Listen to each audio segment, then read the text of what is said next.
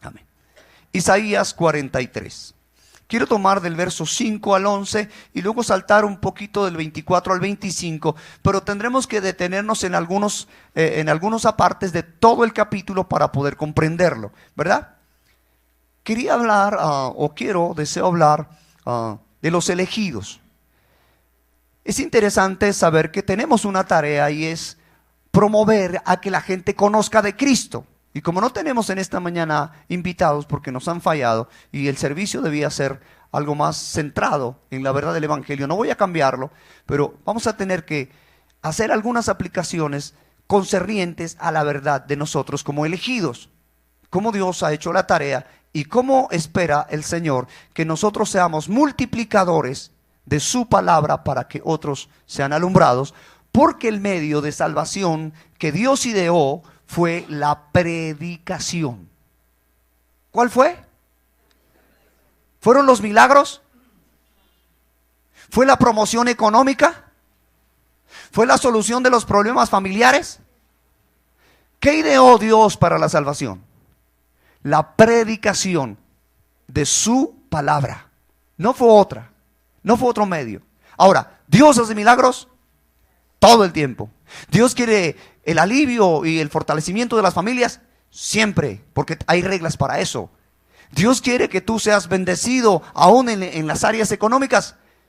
Todo el tiempo, porque Él suple más de lo que tú necesitas. O sea, no estamos en contra, pero no es el medio en el que nosotros debemos impartir o influir o deleitarnos. Nuestra tarea es la predicación de la palabra. Verso 5, capítulo 43. No temas, porque yo estoy contigo. Del oriente traeré tu generación y al occidente te recogeré. Diré al norte de acá y al sur, no te detengas. Traeré de lejos mis hijos y mis hijas, de los confines de la tierra. Todos los llamados de mi nombre, para gloria mía los he creado, los formé y los hice. Sacad al pueblo ciego que no tiene ojos y a los sordos que no tienen oídos. Congréguese, que tienen oídos. Congréguesen aún a todas las naciones y júntesen todos los pueblos. ¿Quién de ellos hay que nos dé nuevas de esto y que nos haga oír las cosas primeras? Presenten sus testigos y justifíquense, oigan y digan verdades. Vosotros sois mis testigos, dice Jehová, y mi siervo que yo escogí, para que me conozcáis y creáis y entendáis que yo mismo soy. Antes de mí no fue formado Dios, ni lo será después de mí. Yo Jehová, y fuera de mí no hay quien salve. Amén. Verso 24 y 25. No compraste para mí caña aromática por dinero, ni me saciaste con la grosura de tus sacrificios, sino pusiste sobre mí la carga de tus pecados, me fatigaste con tus maldades. Yo soy el que borro tus rebeliones por amor a mí mismo, y no me acordaré de tus pecados. Amén.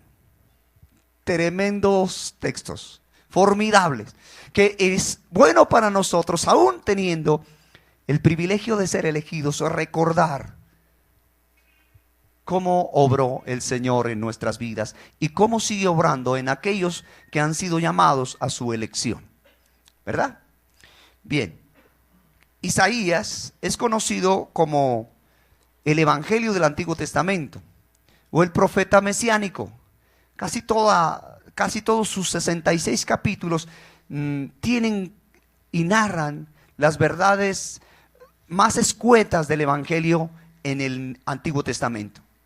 Todos los libros hablan de Cristo, pero en algunos no es tan claro. Aquí es supremamente claro. Parece que estuviésemos asistiendo hoy a el Nuevo Testamento para acudir a ver cómo Dios iluminó a Isaías para escribir acerca del Mesías y cómo presentarlo. ¿De acuerdo? Y nuestra tarea, como les dije, es no callarlo. Dios hace algo interesante. Voy rápidamente al verso 1, volado, pero no es para todo. Ahora, así dice Jehová, creador tuyo, Jacob, formador tuyo, no temas, yo te redimí. Lo primero que tenemos que entender en cuenta es de dónde viene la redención. Hemos definido redención como comprar del mercado de esclavos y hacer libre, ¿cierto? O dejar libre. Eso es redención o redimir. Era algo que Dios ideó en el Antiguo Testamento para cuando había algún esclavo del pueblo que perdiera sus tierras, que tuviera que venderse y tuviera que hacer oficios de esclavo porque no tenía cómo sostenerse económicamente y por tanto debía ir allá. Pero alguien de su familia podía comprar esos derechos, ¿sí? Y otorgarle unos privilegios. Pero sin embargo, en Cristo, esa figura que ideó en la redención humana, los unos a los otros, en el pueblo de Israel, la trae el Padre en Cristo. Nos deja entender cómo se siente alguien que está esclavo. ¿Cómo se siente alguien que sus libertades fueron coartadas, que no tiene economía y que nos toca vernos humillados a simplemente decirle a alguien, tú eres mi amo y yo hago lo que tú digas? Complicado, ¿verdad? Y nosotros éramos esclavos, ¿pero de qué?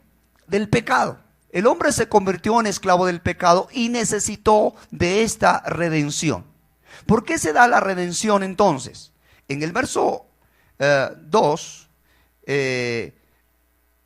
podemos encontrar algo de por qué se da la redención. Cuando pases por, en el 4.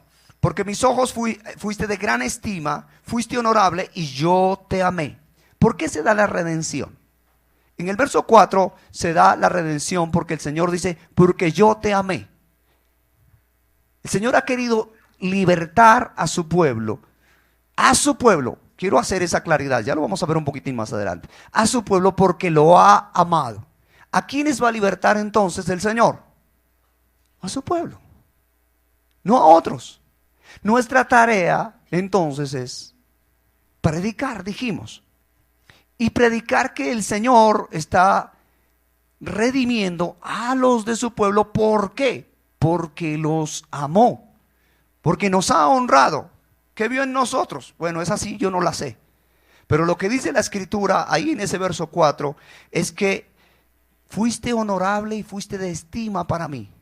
Dios quiso tomarnos de esa manera, en estima. Y fuimos honorables para el Señor. No sé qué vio de honorables en nosotros. Ya vamos a ver el contraste entre esto que hace el Señor de su voluntad y de su corazón para traer a alguien a sus pies. Primero lo redime, o sea, lo compra. Él es el encargado de comprar. Y compra de un mercado de esclavitud de pecado para dejarnos en libertad. Y si podemos hacer la aplicación, hoy cada uno de nosotros como creyentes tenemos el poder de pecar o de no pecar. Ustedes sabían eso, ¿verdad? Pero vamos a refrescárnoslo, o quizás si alguien no lo sepa. Un creyente tiene la libertad de pecar o de no pecar, porque el Señor lo ha traído, lo ha redimido y lo ha dejado libre. ¿Cuál es la tarea entonces de alguien que no es redimido? ¿Qué es lo que él puede hacer? Solamente pecar. Dani lo tiene claro. O sea que una persona que está allá, sin Cristo, ¿qué es lo que puede hacer? Pecar. No puede hacer otra cosa. Porque si algo bueno se genera en nosotros, lo genera Dios por su presencia en nuestras vidas. Por tanto, esa persona puede ser moralmente buena. Vamos a colocar el término. Podemos decir que moralmente se comporta a la altura y que tiene quizá un comportamiento mejor quizá que el de un cristiano. Pero esa persona no es redimida. ¿De acuerdo? Por tanto, sus obras son ¿qué? Malas. Suena duro, ¿verdad? Suena fuerte. Sus obras son malas. Si no es hijo de Dios, si Cristo Jesús no está en su corazón, lo único que hace es pecar. Aunque moralmente se supone que no. Porque se porta como algunos dicen. Yo creo que entre esos cuénteme. Hay inconversos que tienen un buen testimonio, a veces mejor que el de ciertos cristianos. Y sin embargo tenemos que decir que en su proceder ellos no están agradando al Señor. Fuerte, ¿verdad? Por tanto tenemos una necesidad, hermano, debes predicarles. No puedes dejarlo sin que él entienda esas verdades. Hay que enseñarlo. Y nosotros tenemos que tenerlo claro. Cada creyente tiene que tenerlo claro. Usted tiene un privilegio. Usted no puede pecar porque el Espíritu Santo le ayuda. Pero también puede pecar porque usted tiene acciones libres y va a ser responsable de ese pecado. Nosotros somos más responsables delante de Dios frente a nuestro testimonio.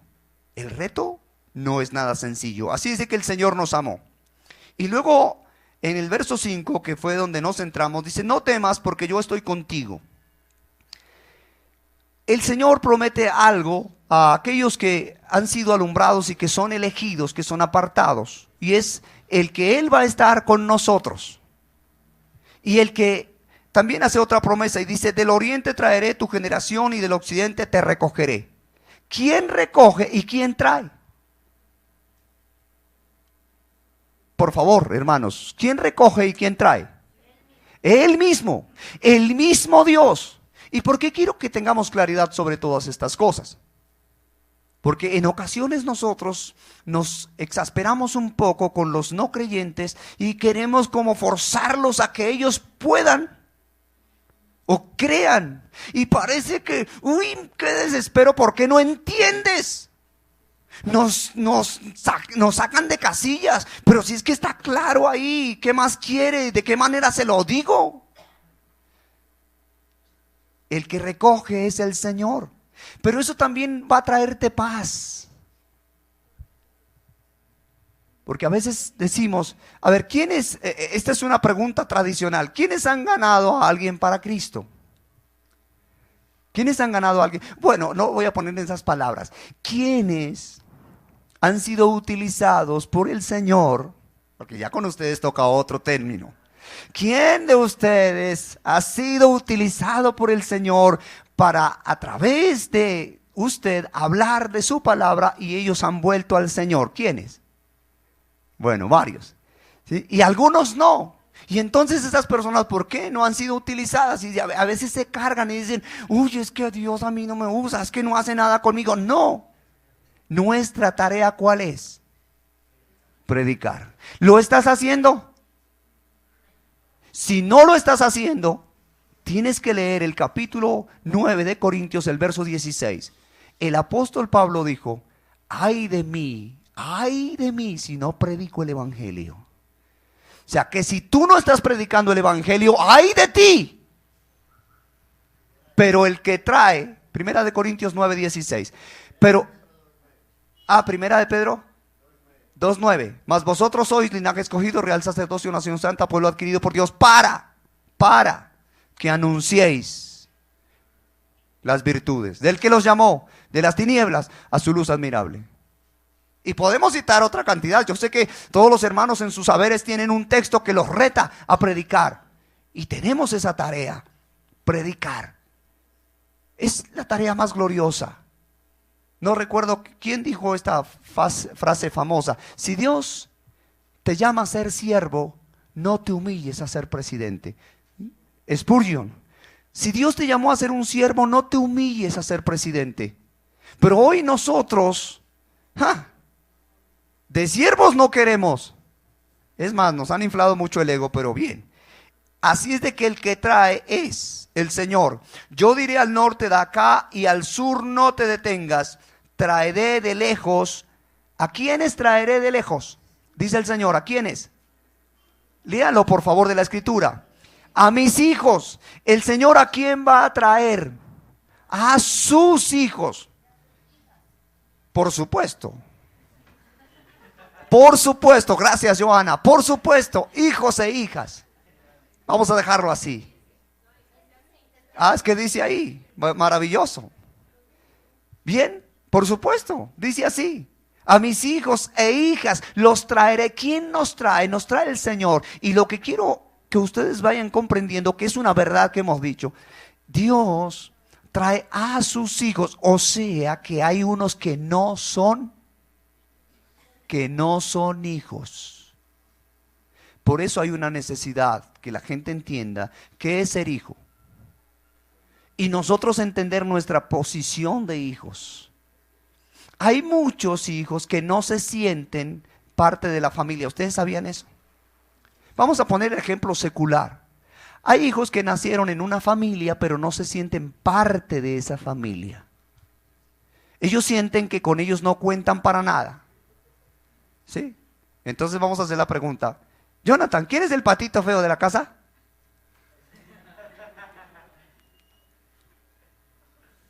Y se sienten que ellos son los discriminados. ¿A quién le toca, Saray, a quién le toca lavar la loza siempre en la casa? ¿A ella? Bueno, no le vamos a preguntar a Nico porque él se siente privilegiado, es un hijo único. Pero los demás, por lo general, que hay más hijos, ¿qué se sienten? A veces se sienten que son los que los cargan. Pero ahí no quiero ir. Quiero oír que a veces en la iglesia, en la congregación, usted se siente que no es parte de la iglesia. Ojo con eso, hermano. Cuidado. Yo voy a ser claro esta mañana con ese aspecto ya que lo toco. Hay algunos que no se sienten parte de la iglesia. ¿Qué está pasando, hermanos? ¿Por qué usted no se siente parte del lugar? Nosotros hicimos un pacto de membresía. ¿Quiénes no lo han entregado a propósito? Ah, ¿ya lo entregaste? ¿No? O sea, no te sientes parte de... Ay, entonces, ¿qué pasa, Willy? Bueno. Entonces, mire, hermanos, cuando no nos sentimos parte de la familia, nos sentimos ausentes, lejanos, distantes. Y nosotros sí queremos tener en cuenta que aquí vamos a ser celosos con los de la familia. ¿Sí? Y yo voy a hacer como... Voy a colocar el ejemplo de la madre que es un poco perseverante y la madre que siempre quiere primero el bienestar de ¿quién? Primero el bienestar de sus. Primero el de sus. Díganlo, hermanas, es que ¿qué pasa? ¿No lo sienten? Les voy a cambiar sus hijos. Sí, no, que ya Amy no es importante, Amy me la deja de última. Aquí primero que atender a otras personas. ¿Usted haría eso, madre? Nosotros primero atendemos a quién. Dios lo hace. Yo traeré a quiénes. ¿A quiénes va a traer el Señor? Yo traeré a mis hijos y como dijo bien Joana, y mis hijas de los confines de la tierra. Todos los llamados. ¿Cuántos de los electos van a perderse? Ninguno. Todos de los llamados. Pero la tarea está colocada sobre los hombros de cada uno de nosotros. Porque Dios decidió que iba a salvar por medio de la predicación. Y nosotros no podemos callar el mensaje. Él va a traer a todos sus hijos, pero la tarea la está haciendo a través de cada uno de nosotros. Porque somos parte de la iglesia. No puedes callar. Aquí no vamos a hablar de quién recibió el don de la predicación o quién recibió el don del evangelismo, porque ha sido una excusa por muchos años. ¿A qué te llamó Dios? Hermano, yo tengo el don de servicio. Salgamos a evangelizar. No, hermano, es que ese don no me lo dio el Señor. Yo me quedo aquí. Hermano, vamos a evangelizar. ¿Qué tal si yo esta mañana, y podemos hacerlo, mire, aquí hay literatura, nos agarramos cada uno de a 3 volantes y como era día del amigo, salimos a invitar? ¿Cuántos me van a decir, hermano, yo me quedo orando? Yo intercedo para que Dios lo respalde. Es que yo no tengo el don de gentes. Y más de uno me va a decir eso. Pero más de uno sabe qué va a hacer. Porque esta ya me la sé. Más de uno va a coger sus 3 trataditos que tiene que invitar a 3 personas y se irá para su casita y lo veremos de hoy en 8. No va a volver. ¿Por qué? No, aquí se trata de que todos nosotros hemos sido llamados a la tarea del evangelismo y el Señor traerá de los confines de la tierra a todos los llamados. Pero la tarea la hacemos nosotros porque así lo decidió el Señor. No puedes callar, debemos predicar, debemos invitar. Nuestra tarea es esa. Ahora, Él dice, yo traeré a todos los llamados de mi nombre para gloria mía. Quiero detenerme ahí, gloria mía. ¿Para qué el Señor llama a alguien a la salvación? Para que sea feliz, para que sea exitoso, dice, para cumplir todos los sueños, para gloria de Dios. Mire, hermanos, quizá me haga falta tiempo para expresar todo lo que el Señor podía hacer con alguno de nosotros al ser llamados, pero en ocasiones, hermanos, desafortunadamente nos elevan a nosotros el ego y parece como si Dios estuviera así, estirando la mano y diciendo: hijo, ¿cuándo vas a venir a convertirte? Ven, ven, ven. No, Dios no está así, porque Él es soberano y Él va a traer a sus hijos. Nosotros no sabemos quiénes son sus hijos, Él sí. Nuestra tarea es anunciarle a todos, sin excepción. Y Él traerá ¿a quién?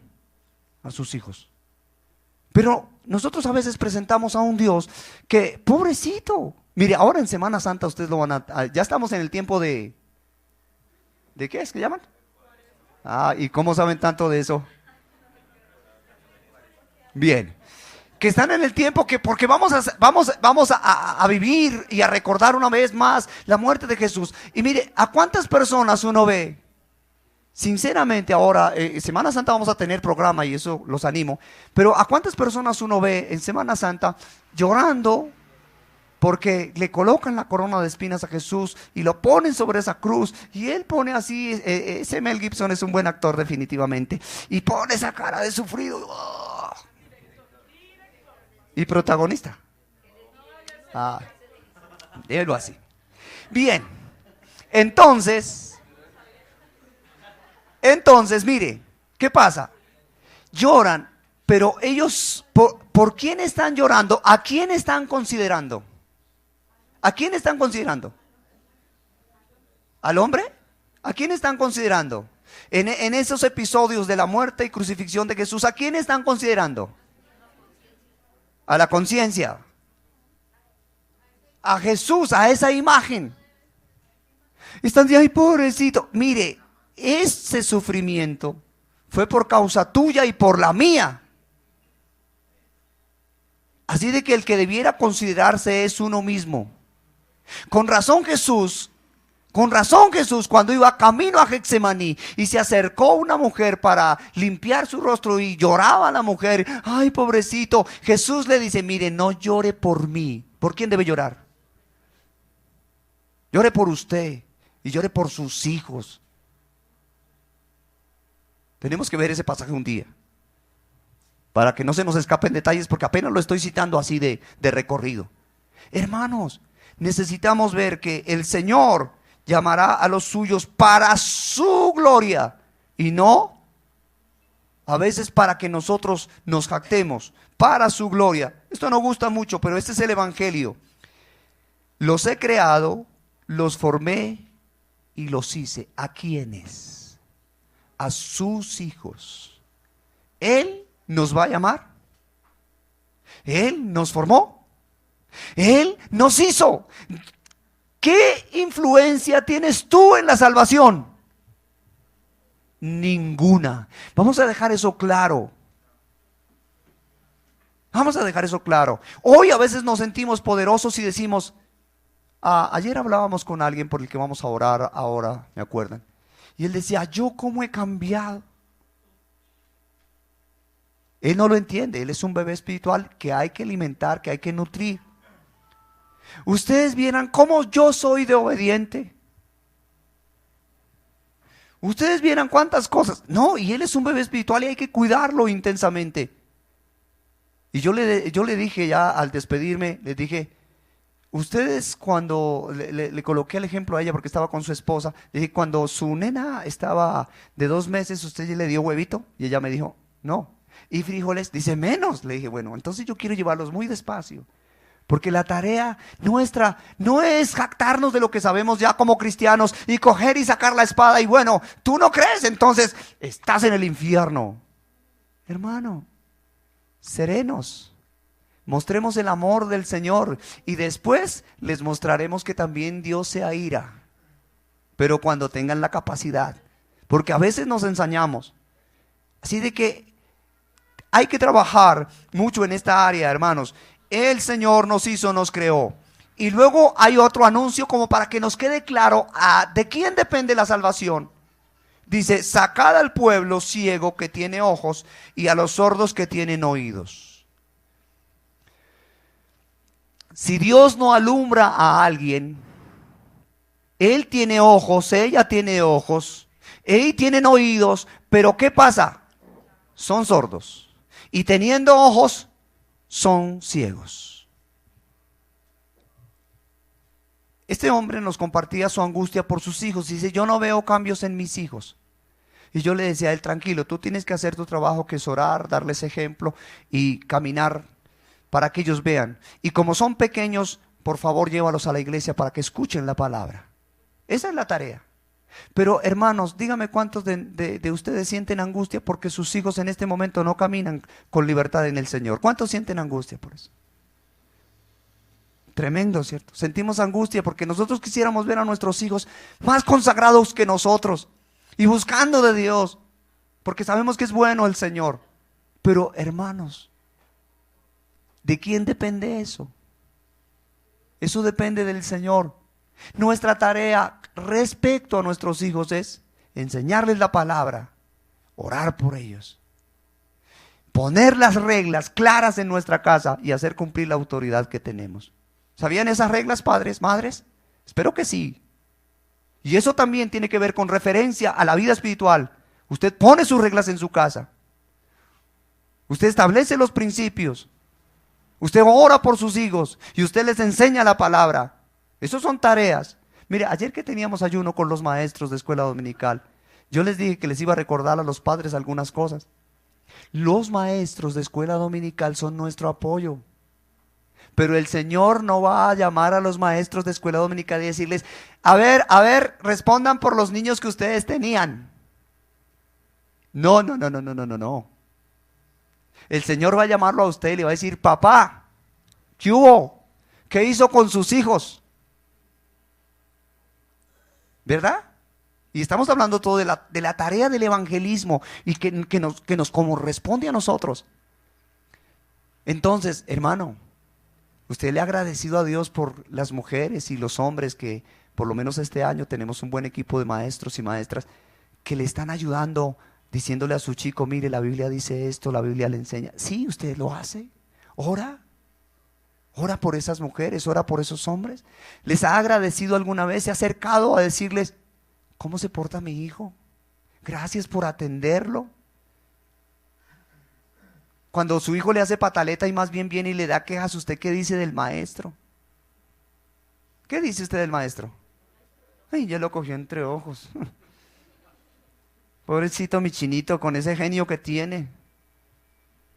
Ya se quiere lavar en el mugre, como no tiene todavía sus hijos. En el caso que tengo varias maestras que no tienen todavía hijos, como no tienen sus hijos, entonces se quiere lavar en el mugre en mis hijos. Porque así decimos.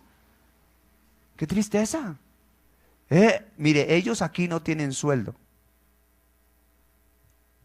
Nada, a veces ni una ofrenda chiquitica.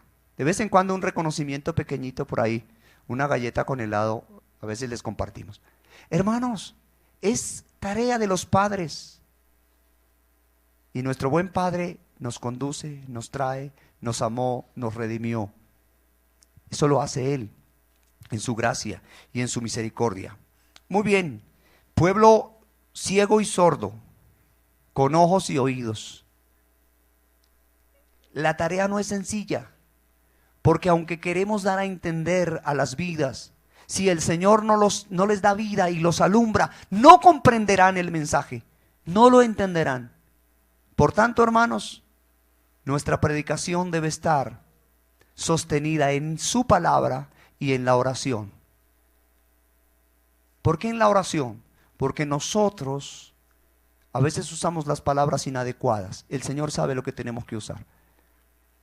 Y aún conociendo la palabra, a veces no somos efectivos en la explicación de la palabra. Nos dejamos ir, decimos cosas que no debiéramos introducir, no nos hacemos entender, no somos tan claros. ¿Les ha pasado? Mire, yo he escuchado a muchos hermanos decir, si uno les pregunta acerca de la predicación, dicen que les gustó, que estuvo muy buena, pero no saben explicarla. No la pueden explicar. ¿Cómo estuvo la enseñanza? Sí, muy buena, gracias a Dios por la palabra. Bendito Dios por la palabra. ¿Qué aprendió? No, bendito Dios por la palabra. Qué buena palabra. Pero ¿qué se llevó a su casa? ¿Qué tiene en su corazón de la palabra? Y si eso pasa entre los creyentes, imagínense en una persona que estamos tratando de evangelizar. Imagínense en eso. Más cuidadosos debiésemos ser. Que Dios nos ayude. A veces nos convertimos demasiado técnicos y pulidos con muchos términos teológicos y no nos damos a entender. Hermanos, tenemos una gran tarea. No podemos callar. Porque hay un pueblo que es sordo, hay un pueblo que es ciego y tienen oídos. ¿Qué quiere decir que tienen oídos? Que podrían oír. ¿Y qué quiere decir que tienen ojos? Que sus ojos pueden ser abiertos. Y nosotros no sabemos cuántos oídos ni cuántos ojos van a ser abiertos. Por tanto, hermano, tú y yo no podemos callar el mensaje.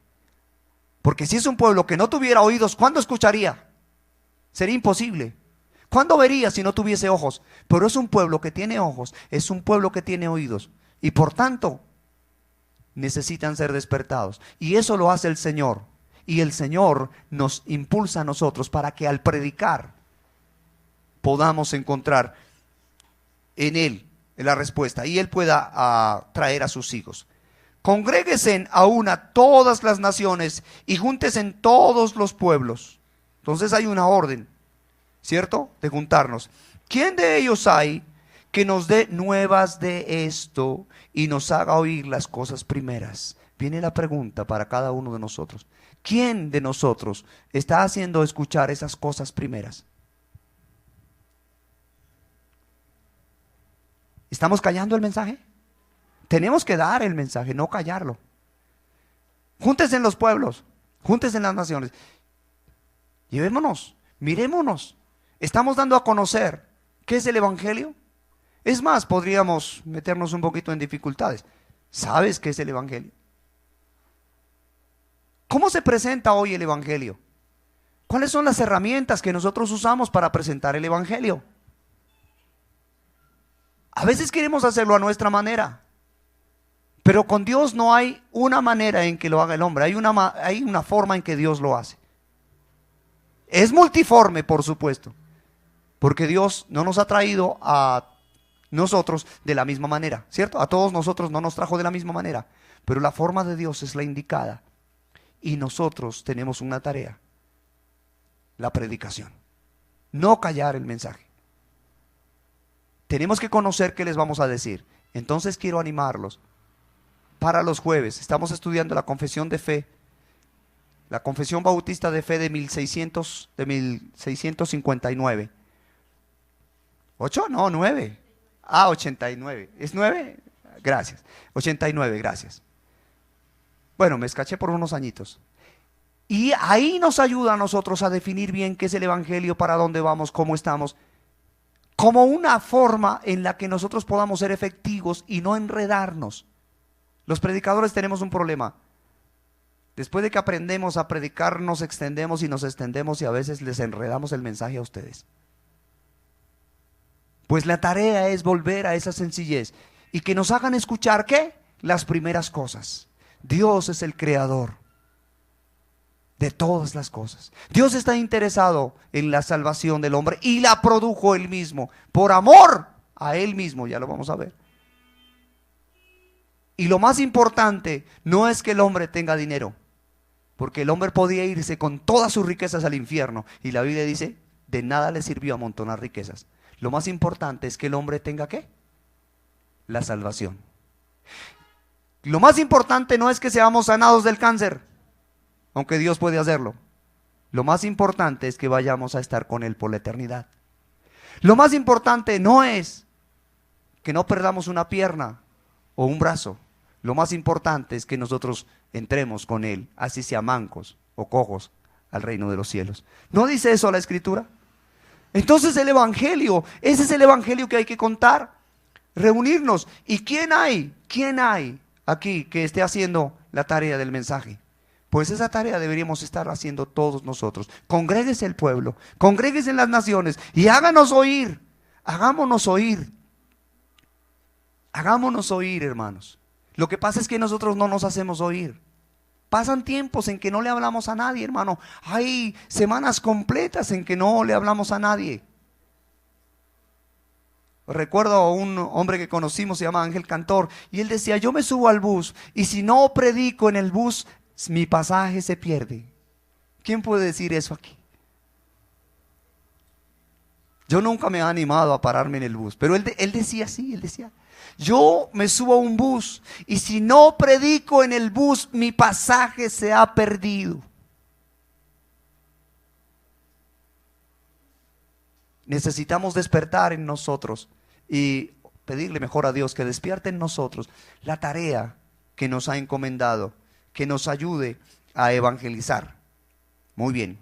Presenten sus testigos, justifíquense y oigan y digan verdades. Presentemos nuestra defensa entonces esta mañana. Justifiquémonos. ¿Por qué no predicas?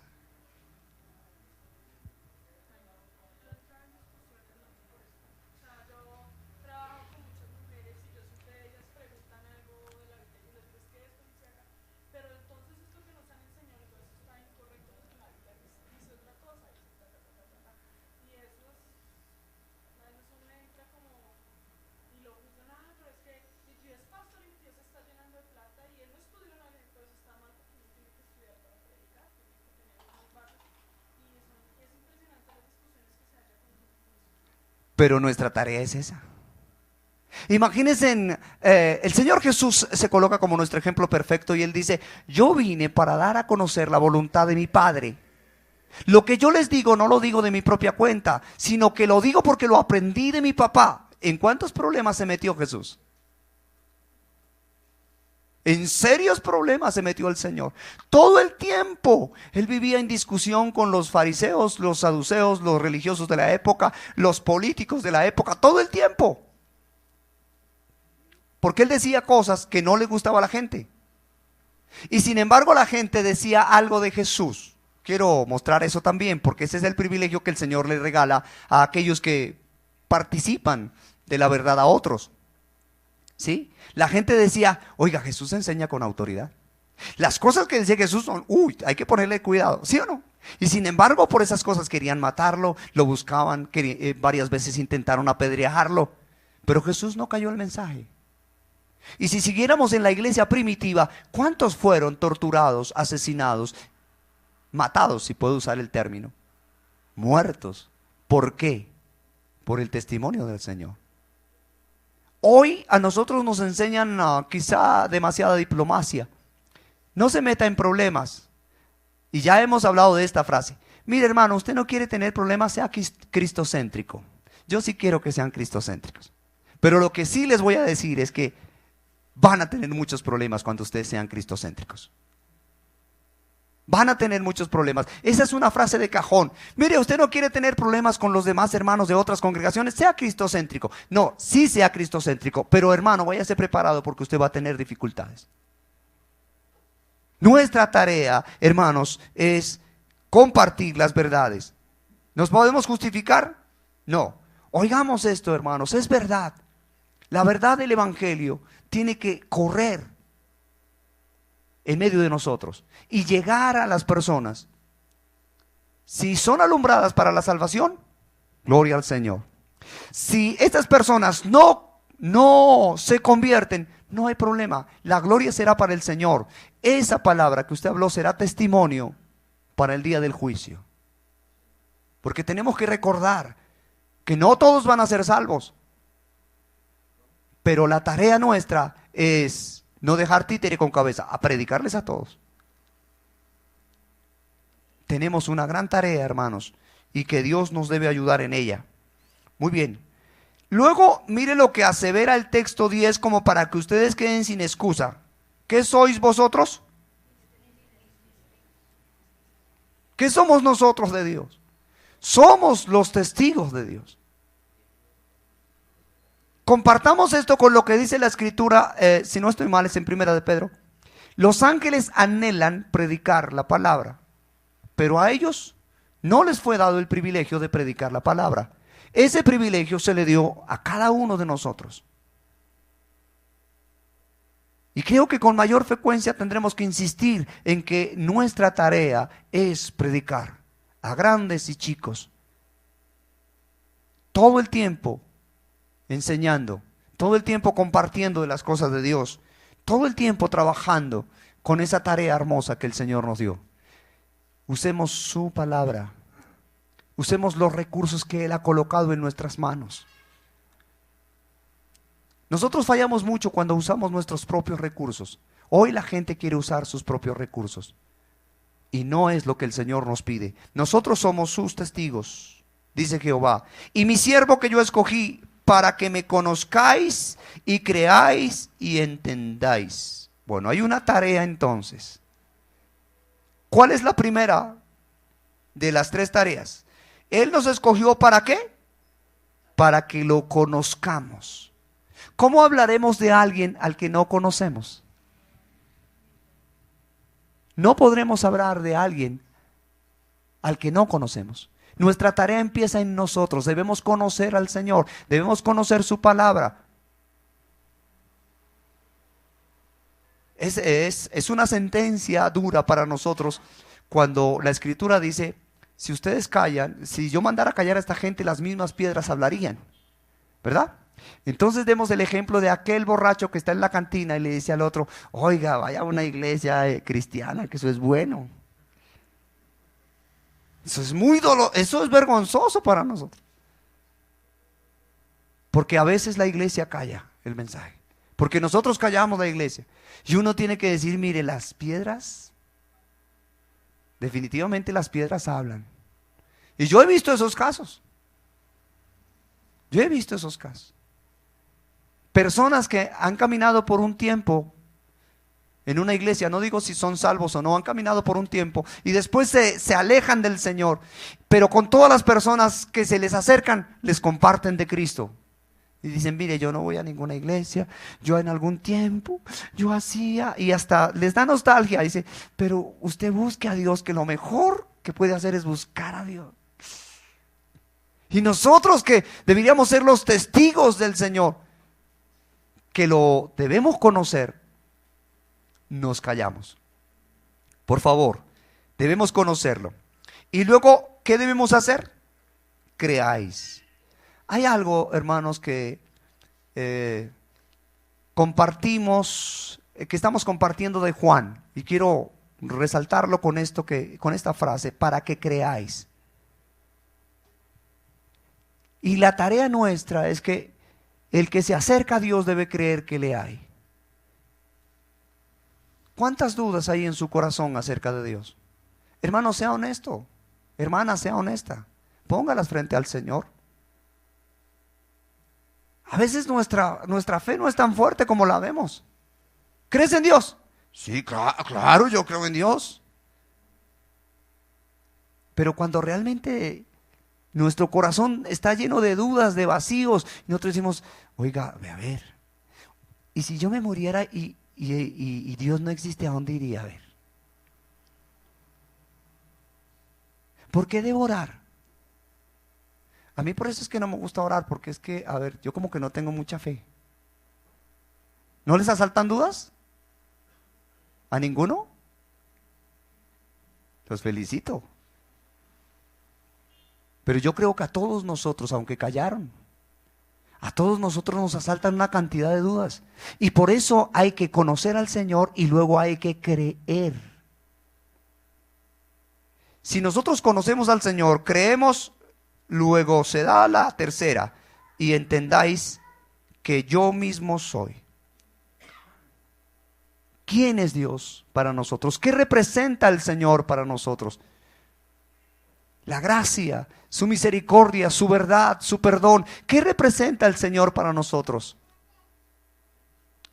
Quedémonos con la definición que Edgar nos dio de Apocalipsis, porque como Apocalipsis es bien complicado en algunas áreas, es un libro difícil de entender, como dijo el apóstol Pedro.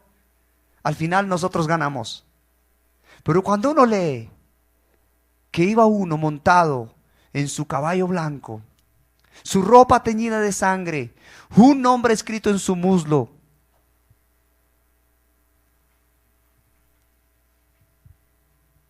¿Qué tanto vemos de eso? ¿Vemos a ese rey victorioso?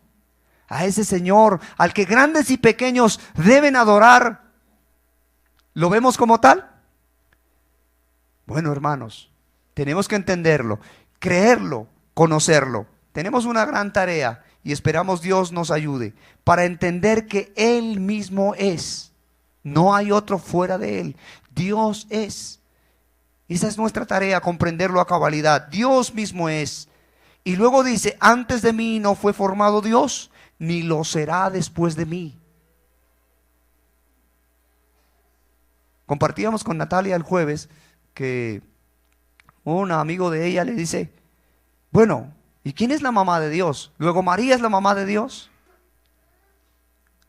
Bien, entonces Natalia está tratando de hacer la tarea del evangelismo. Y ahí está, luchando con algunas preguntas que no son fáciles de responder. Porque ¿cómo definimos al Dios sublime, soberano, que Él mismo es? ¿Cómo lo definimos? ¿Cómo nosotros podríamos entender perfectamente la eternidad? No lo podemos hacer. Pero hay atributos de Dios que nos dejan conocerlo. Y nosotros tenemos que hablar de ese admirable Dios que tenemos, tratando de entender lo que Él ha revelado en su palabra. Recuerden, lo diré una y otra vez, mire, esta es la voluntad explícita de Dios. Ahí está. No es implícita, es explícita porque está claramente ahí. Que hagas esto. Vosotros sois mis testigos, dice Jehová. Yo los traeré, yo los formaré para que ustedes me conozcan, crean en mí y me entiendan. Todavía nos falta entender al Señor, ¿o no? Por lo menos a mí tantas cosas que me faltan entender del Señor. ¿Cómo está nuestra fe para creer en Él? Esforcémonos en el trabajar para Él y con Él, si podemos así hacerlo. Luego, la afirmación del Señor es que antes de Él no hay un Dios, ni lo habrá después de Él. Él es el gran y glorioso Dios. ¿Cómo entendemos nosotros ese término Dios? ¿Qué representa Dios para ti? ¿Qué representa Dios para ti? A veces nuestro trabajo representa más para nosotros. A veces nuestros hijos representan más que Dios para nosotros. ¿Qué sé yo? La casa representa más para Dios que Dios para nosotros. Y bueno, podríamos colocar cualquier otra cosa. Y la Biblia dice que si eso llega a pasar, a eso se le llama ¿qué? Idolatría. Tenemos que ser claros. Yo Jehová, y fuera de mí no hay quien salve. ¿Quién es el encargado de la salvación? Ya lo hemos dicho, nos cansaremos, tendremos que seguirlo repitiendo, pero el autor de la salvación es Dios, no es el hombre. Por eso Él dice, yo, mis hijos y mis hijas. En ocasiones nosotros nos titulamos mi iglesia. Y hablo sobre todo del pastor que a veces dice mi iglesia, mis ovejas. Y realmente son del Señor. Verso 24 y 25, el tiempo se nos va. No compraste para mí caña aromática por dinero, ni me saciaste con la grosura de tus sacrificios, que es una tarea. Recuerde que el Señor en el Antiguo Testamento había pedido que debían quemar incienso para Él, que había que hacer cierta clase de perfumes, y esos perfumes eran exclusivos, como una ofrenda de olor grato y una motivación de la adoración y la reverencia que se tenía por Dios. Esos perfumes eran exclusivos para Dios y nadie podía hacer otro perfume de la misma clase para ofrecérselo al Señor. Y los sacrificios que se ofrecían ¿para qué? Para buscar la comunión con Dios, para estar cerca de Dios. Y entonces el Señor les hace un reclamo y les dice, bueno, ¿ustedes compraron caña aromática para mí? ¿Hicieron sus inciensos para tener adoración para conmigo? ¿Sus sacrificios fueron para tener comunión? Ya que la reclamación es fuerte. ¿Hicieron eso para acercarse a mí? No lo hicieron. ¿Qué hicieron? Y aún podemos decir, ¿qué hacemos? Mire lo que hacemos. sino pusiste sobre mí la carga de tus pecados y me fatigaste con tus maldades. ¿Qué es lo que el hombre ha colocado? Ahí está el evangelio. Que el hombre es bueno. ¿Qué ha colocado el hombre sobre las espaldas de nuestro glorioso Cristo? Sus pecados, sus maldades para fatigarlo. Y sin embargo, el Señor nos redimió y nos amó y nos sigue trayendo. ¿De quién es la salvación? Verso 11. Jehová dice, mía es la salvación. Fuera de mí no hay quien salve. No hay quien salve. Necesitamos del Señor para ser salvos de nuestros pecados. Hoy la gente no comprende eso. No lo entendemos a cabalidad.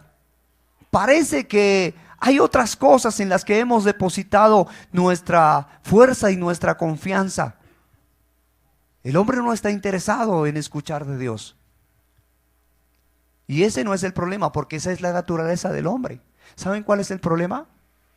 En que la iglesia no está interesada de contar de su Dios. Ese sí es el problema. Porque allá afuera hay un pueblo ciego y sordo.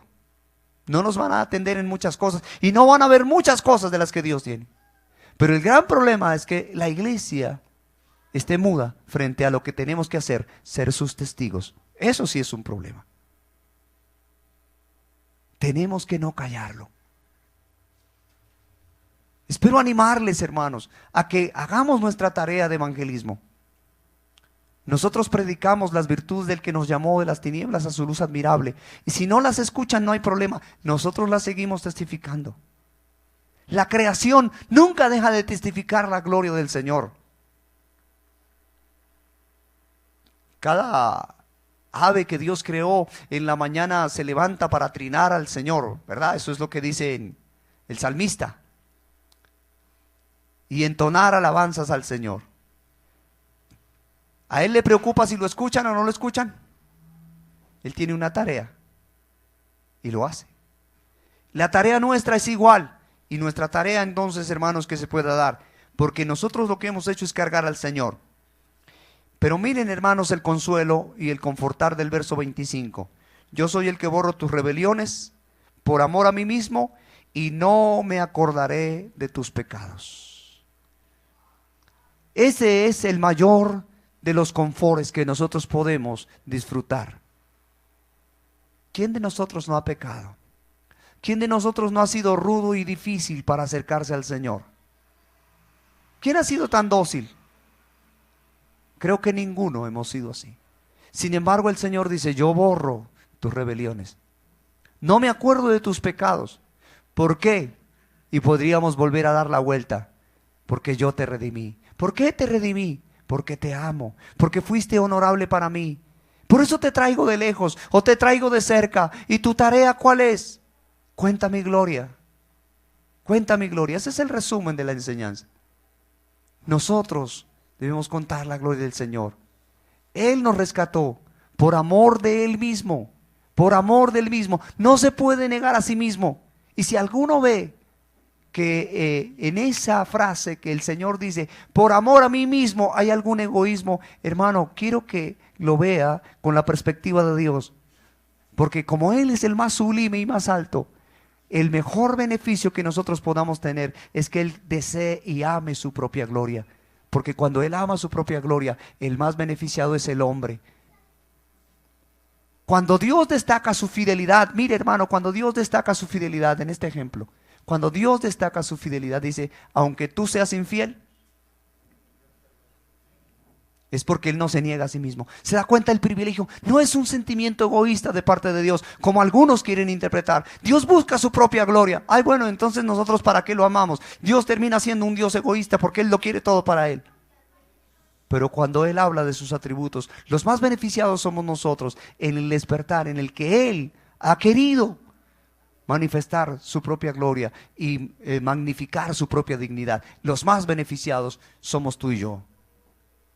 Si el Señor no hubiera decidido redimirnos, si el Señor no hubiera decidido amarnos, si el Señor no hubiera decidido traernos y aceptarnos como sus hijos, adoptarnos, como dice el libro de Efesios, como sus hijos, ¿qué sería de nosotros? ¿Y cuántas vidas hoy están sin esa luz? Y la tarea nuestra es ¿qué? Predicar, predicar, predicar. Anoche mientras hablábamos con don Marlon, él tenía lágrimas en sus ojos y nos decía, tuve tantos aprietos, tantos desesperos, tanta confusión. Y dije, a dónde puedo correr? No sé a dónde correr. Y corrió y entró a una iglesia cristiana. Dice, mire, a mí allá nadie me conocía, nadie habló conmigo, nadie me dijo qué tenía yo que hacer. ¿Cierto, Olguita nos decía? Y yo quiero traerlo a colación porque Dios, si Dios quisiera eliminarnos a nosotros de intermediarios, lo haría. Y él dice, mire, a mí nadie me dijo nada, yo no sé, yo no sabía qué hacer, pero yo con lágrimas en mis ojos, de mi corazón, yo le decía a Dios lo que realmente sentía aquí profundamente, que me estaba mortificando y me estaba envenenando, y yo se lo decía a Dios. Y estos 7 meses que llevo de tener un conocimiento cercano, algo de Cristo, no quiero cambiarlos y quiero permanecer.